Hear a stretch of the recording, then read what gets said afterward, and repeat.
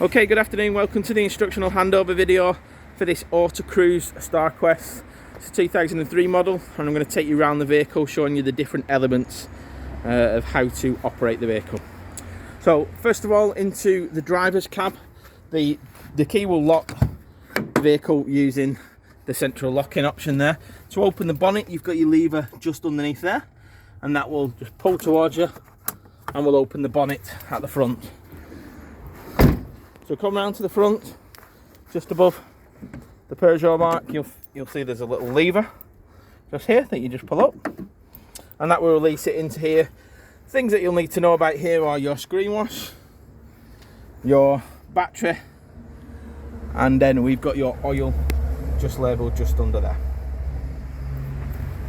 So that's underneath. To close it, just gently close it like that and it should shut again.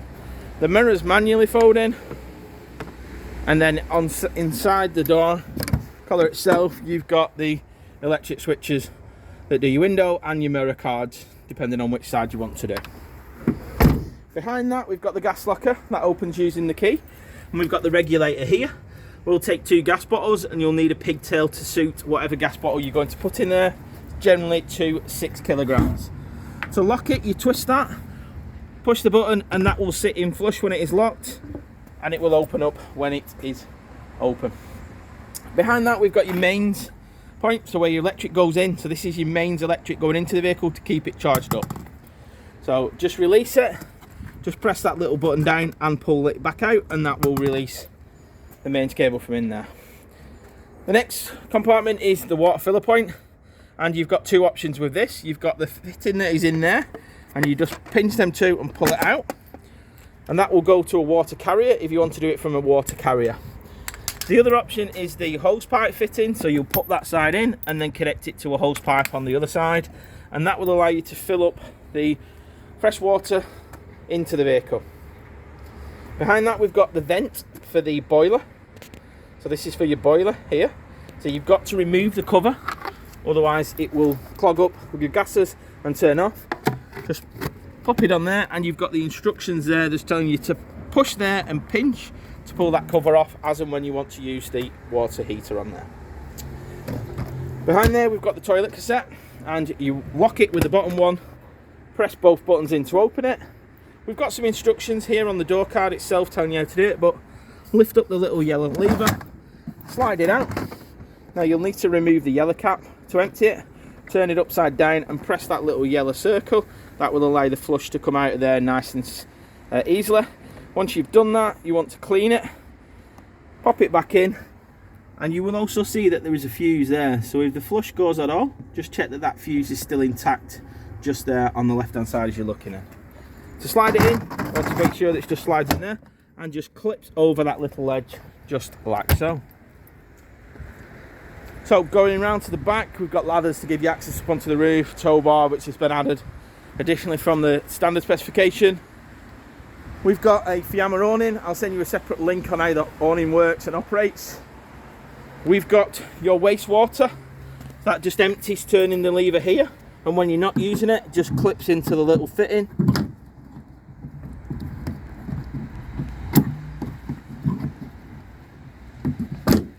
Just up there, and stores away for your travelling.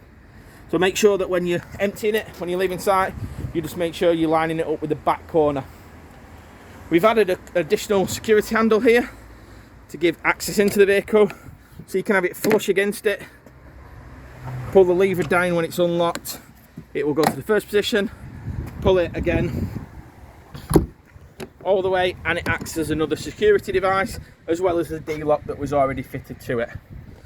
There are keys to lock it. You'll be given the keys on the day, and it just locks just in there. The door itself has got a door retainer, and there's fridge vents just behind. In the door as well, if you slide the lever, you've got a separate fly screen just in there as well. Nice and neat up. It's a manual step, so you lift it up, push it in, pull it down, and leave it just like that. Just remember to pull that in before you are driving off. Behind that, we've got another twist lock, which will give you access into a little storage area here. So quite a good little area for your belongings. And forward of that, we've got another locker underneath the seat, which is where you will find your leisure battery. Again, making sure that if you've got no power, there's a little fuse there. And this is stored underneath the compartment. Just here, the rest of it you can use for your storage. There's the awning pole and a mains cable for you to be able to use the vehicle. So to lock it, twist, and then pop the keys in. Forward of that, on the passenger side, we've got your diesel point. It is clearly marked that it is diesel, so don't get this mixed up, guys. And again, we've got the mirrors that fold in. So this is the outside of the vehicle done. Let's move on inside.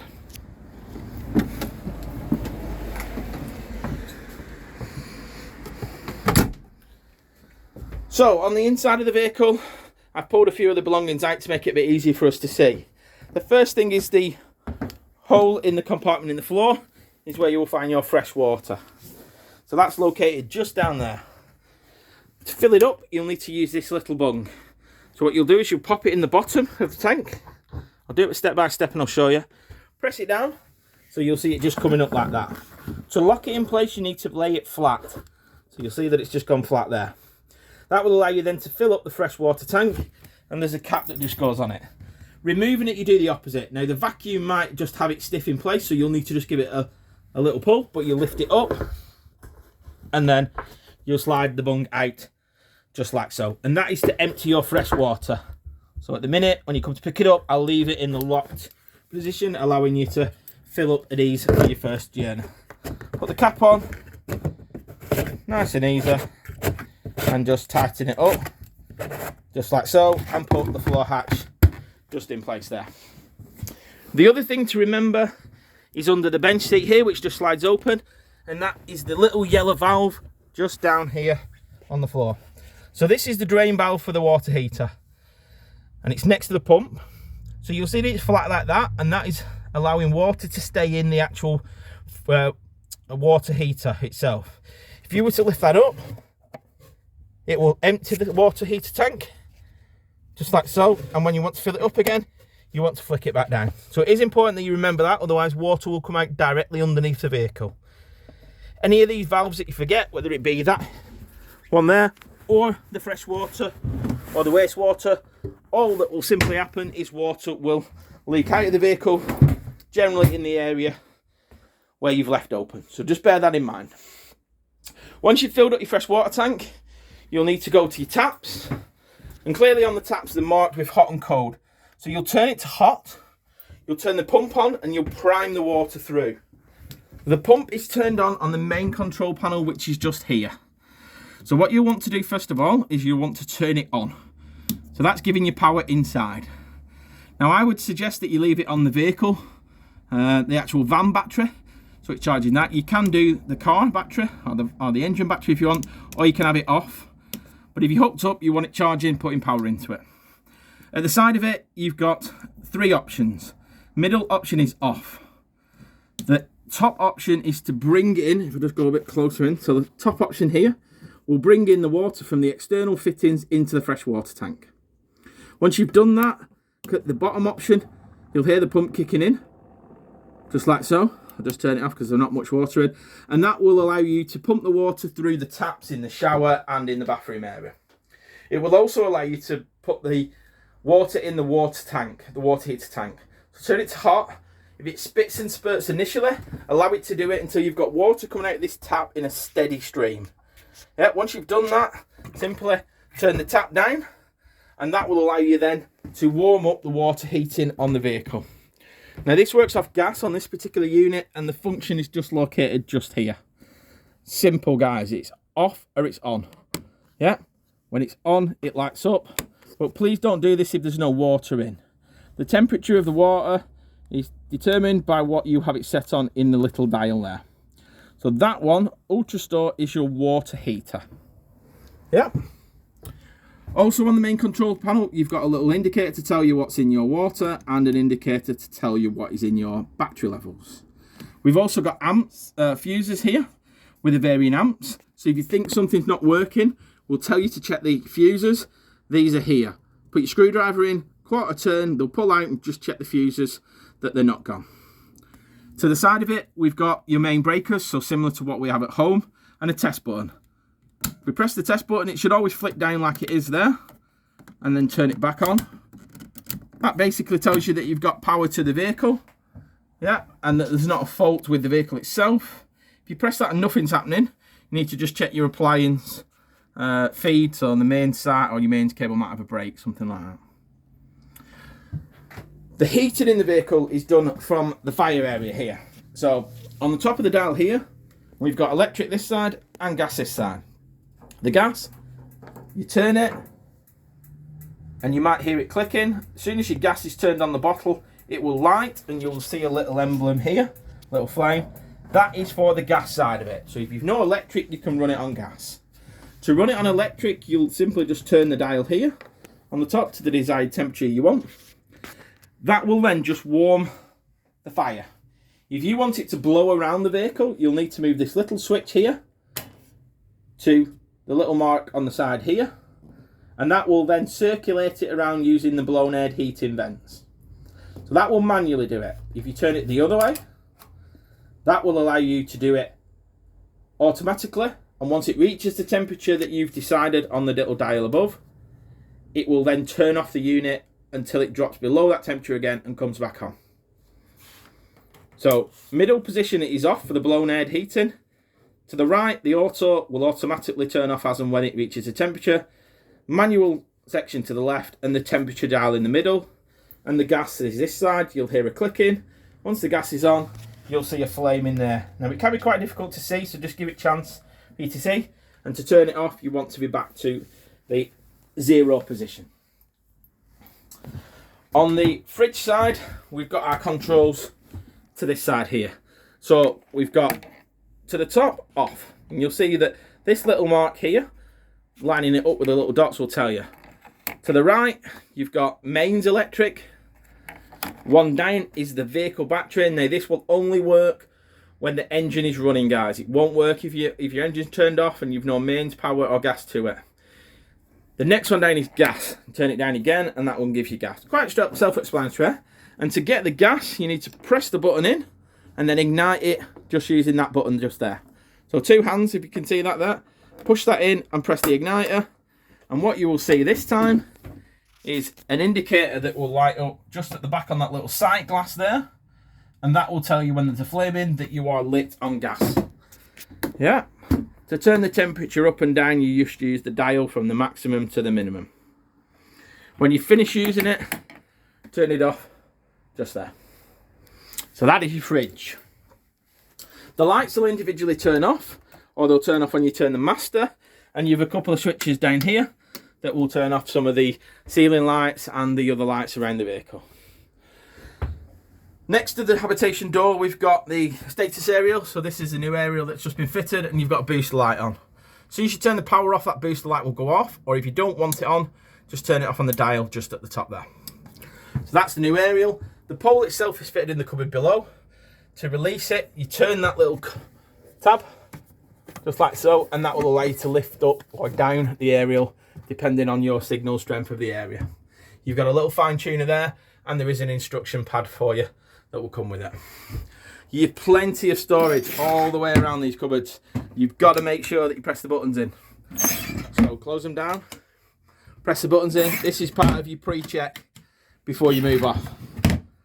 So move around and pop them in place. You've got a storage in the cupboard just here, just like so. Same along here, and same along there. So we've plenty of storage. We've got cupboard spaces, so drawers above the fridge, above the fire. Again, making sure you press it in, and another one just there. Press the button to open up the wardrobe area. You'll see there's a pack with all the manuals and belongings that came with the vehicle just inside there, and your table situates just there. To release it, you just turn your turnbuckle and then just pull it out, and it will sit in between the lounge area, just like so. Just pop it out, and that gives you somewhere nice to eat through the day. Here we have a little switch which you'll need to turn on for the electric side of it. So that is for the fire as well. So just remember that, that's a little isolator switch. If you don't turn that on, it won't work on the electric side of it. Yep, so you see, because I've turned that on now and moved it to the manual, I'll be quiet a minute, you'll hear that fan kick in. So just remember that little switch, otherwise the heating won't work on electric. Cooker wise, pretty similar to what we've got at home, most of us. So gas burners, 1, 2, 3. You've got your grill, so separate your grill, and then a separate oven just there. Below it, we've got a push button that gives us access into underneath the compartment just there. And then to the right of that, we've got storage just in here for your belongings. Just open that up and got a bit more light. So storage in your belongings just there. Again, remembering to press these in before we go. And then we've got sink plugs and then more space underneath there.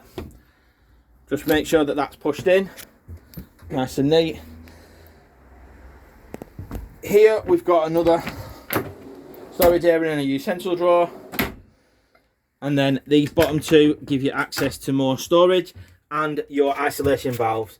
Now, as you see them at the minute, they're in a working position, so you don't need to isolate them unless you're told to do so or you think you have a gas leak. Yeah, so across like that. To isolate them, you just turn it up and that will isolate the gas, but across is in the working position. Make sure that you allow this to cool down before you put the glass lid. The fly screens and blinds just simply pull down and hook, and that's the same on all the van blinds all around the van. You can manually turn off the light switches on and off should you wish. And in the bathroom area, you've got heated into here. The flush light is just here. One thing I did forget to mention is the toilet cassette. So the toilet cassette won't be able to be pulled out of the vehicle unless you have that closed, and you use a little handle here to allow you to open or close it. So it's got to be in the closed position, which is towards the back of the vehicle. Yeah, the toilet will slide around just like so. Again, we've got opening windows here, which if you release those little handles will allow you to open the windows and then turn them to hold them open.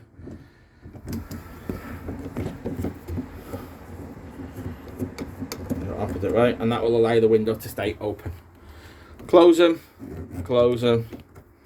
and then the window will be able to be shut again for travelling on. That's something that you must check when you're travelling along, that they're all in the position there. We've got the shower just there, the sink, and more storage just underneath there. We've got a little storage compartment in between the units, so again you can gain access if you want to do, just inside there, and little coat hooks just on there. Opening vents to let the shower area breathe, and then on the front area we've also got a blind and fly screen just up here, which will allow you then to black out the unit in an evening, or just simply just close it through. Again, hook for these to go down, and that will blind it off in an evening. And you've got the cushions that just, or curtains, sorry, that just go around the front to blacken off the cab area. The cab area, you've got your blown air heating options just there. You've got a 5-speed gearbox, Peugeot steering wheel with your lights and your indicators, and your screen wash and washers on the opposite side. You've got a lockable glove box here, and you've got a CD radio just in the unit there. The seats do lock in place. You've just got to use the bar underneath to slide it forward and backwards. That allows it to go round. And then the locking points are just on the outer side of each of the van. When leaving the vehicle, unplug it, turn off the unit there, turn off the middle unit there, and then you're ready to lock it up. I hope you find the instructional video useful, and most importantly, I hope you enjoy your new motorhome. If there's any questions you've got on the day, please don't hesitate to ask. Thank you.